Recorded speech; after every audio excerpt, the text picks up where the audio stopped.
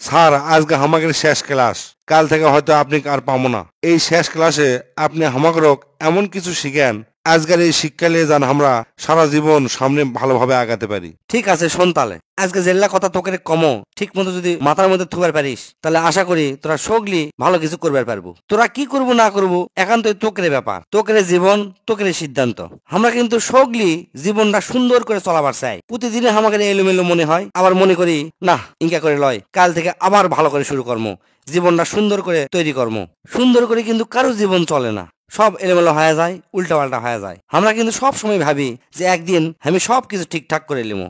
এই জিনকা ধর, আজকে আমরা ভাবি আগামীকাল থেকে সকালে উঠে দৌড়ামো, আবার এই মাসে ভাবি পরের মাস থেকে নতুন কিছু শিখবো, আবার মনে মনে চিন্তা করি একটা ভালো কাম শুরু করবো, আবার ভাবি পরীক্ষা এবার খারাপ হচ্ছে হোক, এবার ভালো করে পড়ে সামনে বার ফাইন করে পরীক্ষা দেবো। কিন্তু এই একদিন, আগামীকাল, আগামী মাস আর কোনো দিন আসে না।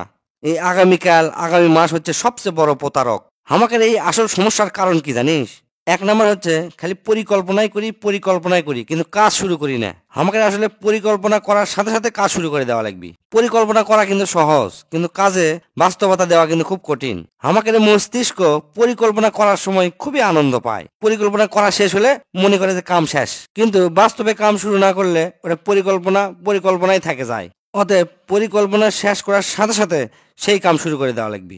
দুই নাম্বার হচ্ছে সঠিক মুহূর্তের অপেক্ষা। আমরা সব সময় ভাবি যে সবকিছু ঠিকঠাক থাকলে আমরা শুরু করবো।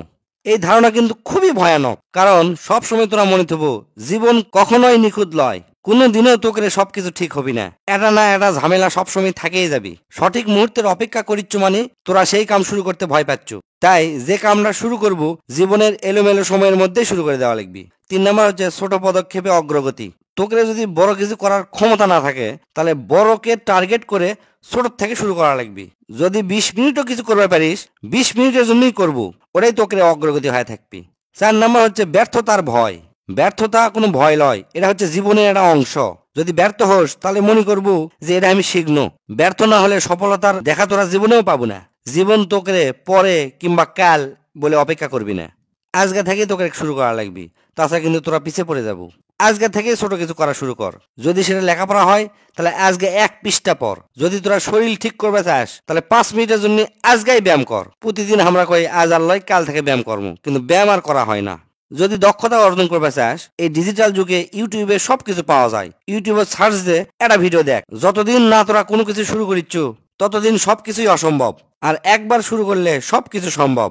আজকের ছোট পদক্ষেপটাই হতে পারে তোকে আগামীকালের সাফল্যের ভিত্তি। তাই আগামীকাল লয়, আজ থেকে শুরু কর, কারণ জীবনটা কারোর জন্য অপেক্ষা করবি না। এই জর্দি পেশাল পান্ন সব পেশালের এক কথা হচ্ছে আগামীকালকার কাম আজগাই কর, আর আজগার কাম এখনই কর।